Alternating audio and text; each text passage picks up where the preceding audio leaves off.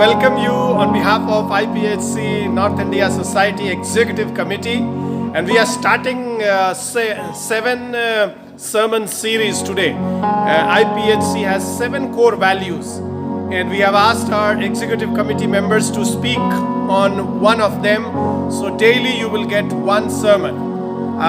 IPHC north India society के तरफ से आपका स्वागत कर रहे हैं। आज से हम लोग 7 शिक्षा की श्रृंखला शुरू कर रहे हैं। IPHC 7 प्रमुख बातों को बहुत मूल्य देती है और उन 7 बातों को प्रतिदिन हम लोग देखेंगे। और एग्जीक्यूटिव कमेटी के सदस्य 7 सदस्य हैं और प्रत्येक सदस्य एक प्रचार को आपके बीच में लाएंगे। तो हम उसका इंतजार करें, प्रार्थना के साथ सुने, आशीष पाएं और जाने कि IPHC के लिए कौन सी बातें बहुत महत्वपूर्ण हैं। आज मैं आपके सामने में प्रस्तुत करना चाहता हूं एग्जीक्यूटिव कमेटी के general treasurer reverend Jason Merky को, जो कि सेंट्रल इंडिया कॉन्फ्रेंस के सेक्रेटरी और ट्रेजरर हैं। Today we are going to hear from our general treasurer IPHC North India Society, Reverend Jason Murky, who is also serving as Secretary and Treasurer of Central India Conference, and he is going to speak to us on the first core value of IPHC. We prayerfully value Scripture. हम प्रार्थना के साथ हम धर्मशास्त्र को, पवित्र शास्त्र को महत्व देते हैं।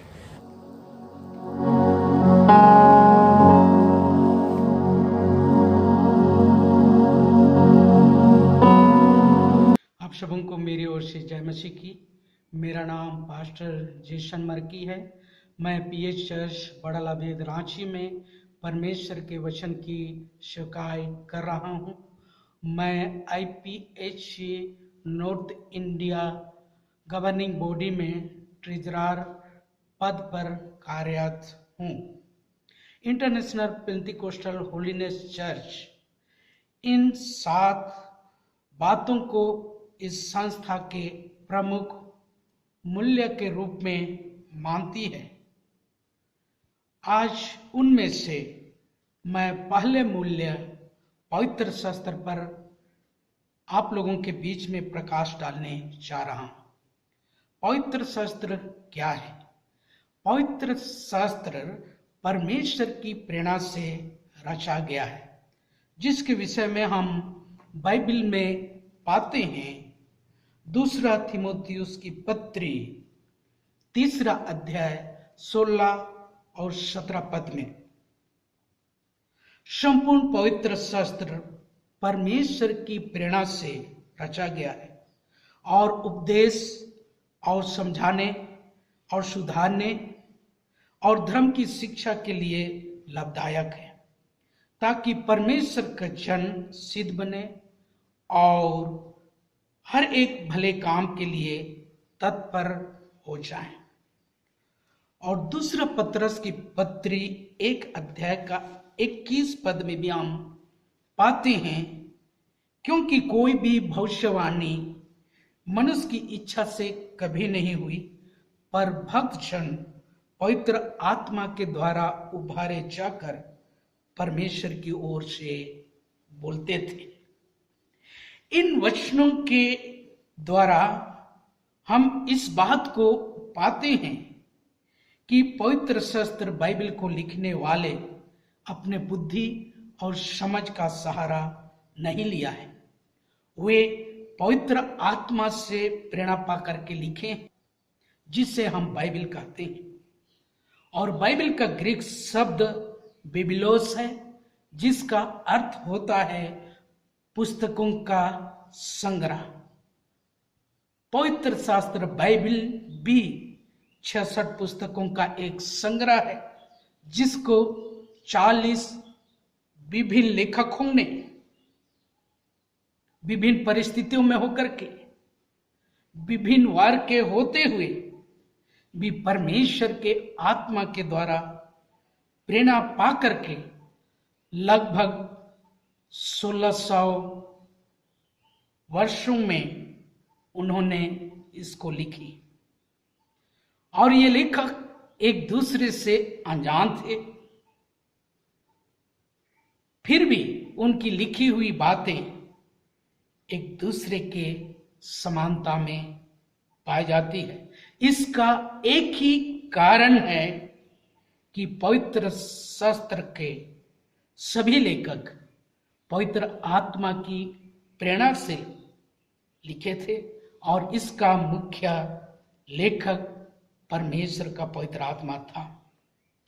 पवित्र शास्त्र बाइबल को 2 भागों में विभाजित किया गया है। पहला पुराना नियम, जिसमें संसार की सृष्टि, मनुष्य की सृष्टि से लेकर के यीशु मसीह के जन्म से पहले का वृत्तांत पाया जाता है, जिसमें 39 पुस्तक है। 39 पुस्तकों को भी 5 भागों में विभाजित किया गया है। पहला व्यवस्था की 5 पुस्तकें, उत्पत्ति से लेकर व्यवस्था विवरण तक। दूसरा इतिहास की 12 पुस्तकें, यहोशू से लेकर एस्तेर तक। तीसरा कविता की 5 पुस्तकें, आयुब से लेकर श्रेष्ठ गीत तक। चौथा बड़े नबियों की 5 पुस्तकें, यशायाह से लेकर दानियल तक। पांचवा छोटे नबियों की 12 पुस्तकें, होशे से लेकर के मलाकी तक। दूसरा भाग नया नियम है, जो कि यीशु मसीह के जन्म से लेकर कलीसिया का उठाया जाना, मनुष्यों का न्याय और पृथ्वी के अंत के विषय में बताती है, जिसमें 27 पुस्तकें हैं। इसको भी 5 भागों में विभाजित किया गया है। पहला सुसमाचार की 4 पुस्तकें, मत्ती से लेकर यूहन्ना तक। दूसरा कलीसिया का इतिहास 1, प्रेरितों के काम नामक पुस्तक। तीसरा पौलुस प्रेरित की 14 पत्रियां, रोमियों की पत्री से लेकर इब्रानियों की पत्री तक। चौथा साधारण पत्रियां, याकूब से लेकर यहूदा तक। और 5वां भविष्यवाणी की 1 पुस्तक है, प्रकाशित वाक्य। पवित्र शास्त्र बाइबल परमेश्वर का वचन है और परमेश्वर का वचन अटल है। जैसे मत्ती रचित सुसमाचार 24 का 35 में हम लोग पाते हैं, यहां पर ऐसे लिखा हुआ है, आकाश और पृथ्वी टल जाएंगी परंतु मेरी बातें कभी नहीं टालेंगी। और लूका रचित सुसमाचार 16 का 17 में भी हम लोग पाते हैं, आकाश और पृथ्वी का टल जाना व्यवस्था के एक बिंदु के मिट जाने से सहज है। इस प्रकार से हम पाते हैं कि बाइबल में जो भी बातें लिखी हुई है वो बिना पूरा हुए कभी भी नहीं टालेगी। ये आज संसार में सबसे ज्यादा पढ़ी जाने वाली पवित्र शास्त्र है और लगभग 3000 से भी अधिक भाषाओं में इसकी अनुवाद की गई है। कई राजाओं ने पवित्र शास्त्र बाइबल को खत्म करने का निर्णय लिया था, लेकिन वे खुद ही खत्म हो गए। परंतु पवित्र शास्त्र बाइबल आज भी हमारे बीच में उपलब्ध है, क्योंकि ये परमेश्वर का जीवित वचन है। पवित्र शास्त्र वचन पढ़ने से हमें क्या लाभ मिलता है? यहोशू की पुस्तक 1 का 7 से 9 में हम लोग पाते हैं, यहां पर ऐसा लिखा हुआ है, इतना हो कि तू हियाव बांध कर और बहुत दृढ़ हो जा, व्यवस्था मेरे दास मूसा ने जो तुझे दी है उन सब के अनुसार करने में चौकसी करना और उससे ना तो दाहिने मुड़ना और ना बाएं। तब जहां जहां तू जाएगा वहां वहां तेरा काम सफल होगा। व्यवस्था की यह पुस्तक तेरे चित्त से कभी ना उतरने पाए। इसी में दिन रात ध्यान दिए रहना, इसीलिए कि जो कुछ उसमें लिखा है उसके अनुसार करने की तू चौकसी करे, क्योंकि ऐसा ही करने से तेरे सब काम सफल होंगे और तू प्रभावशाली होगा। क्या मैंने तुझे आज्ञा नहीं दी? या बांध कर दृढ़ हो जा, भय ना खा और तेरा मन कच्चा ना हो, क्योंकि जहां जहां तू जाएगा वहां वहां तेरा परमेश्वर यहोवा तेरे संग रहेगा। पवित्र शास्त्र बाइबल के वचन को पढ़ने से हमें निम्नलिखित लाभ मिलती है। पहला, हमें सब कार्यों में सफलता मिलती है।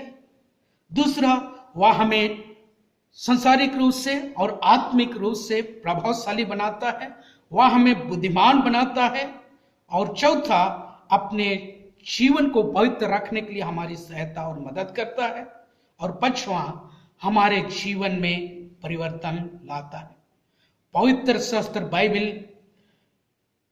परमेश्वर का सामर्थी वचन है जो लोगों के जीवन में परिवर्तन लाता है, देश में परिवर्तन लाता है, गांव में परिवर्तन लाता है, राज्य में परिवर्तन लाता है, कार्य में परिवर्तन लाता है, कलीसिया के विश्वासियों के जीवन में परिवर्तन लाता है, जो लोग उसको विश्वास के साथ पढ़ते हैं। इसलिए आइए हम प्रतिदिन परमेश्वर के वचन को पढ़ें, मनन करें और उसमें दी गई आज्ञाओं का पालन करें, ताकि हमारे जीवन में परिवर्तन दिखाई देने पाए और परमेश्वर की आशीष की भरपूरी को हम व्यक्तिगत जीवन में, पारिवारिक जीवन में, कलीसिया में और हमारे गांव में, राज्य में और देश में देखने पाए।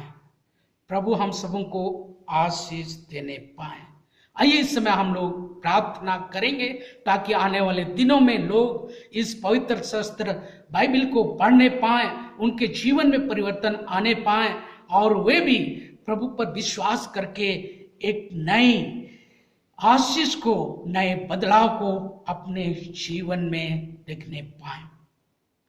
महान सामर्थी अनुग्रहकारी पिता परमेश्वर, हम तुझे धन्यवाद देते। तूने आज हम सभी को यह सुंदर अवसर दिया तेरे पवित्र शास्त्र बाइबल के विषय में अध्ययन करने के लिए। और जो कुछ भी हमने बताए हैं, जितने भाई और बहनों ने सुने हैं, आने वाले दिनों में इसको केवल सुनने वाले नहीं लेकिन इसके अनुसार चलने वाले होने पाए।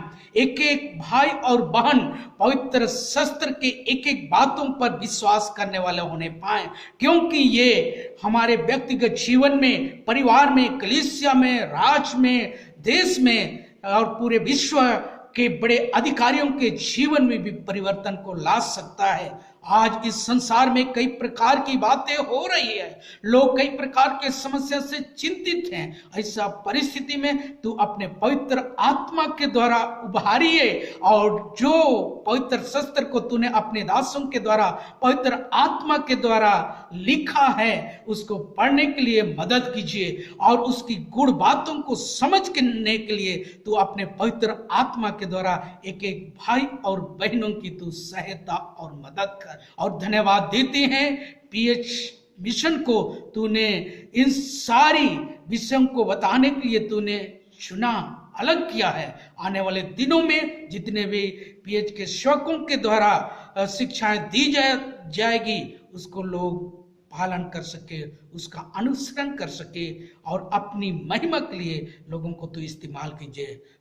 हम धन्यवाद देते हैं और ये प्रार्थना यीशु मसीह के नाम से मांगते हैं। सुन और स्वराज में ग्रहण कर। आमीन।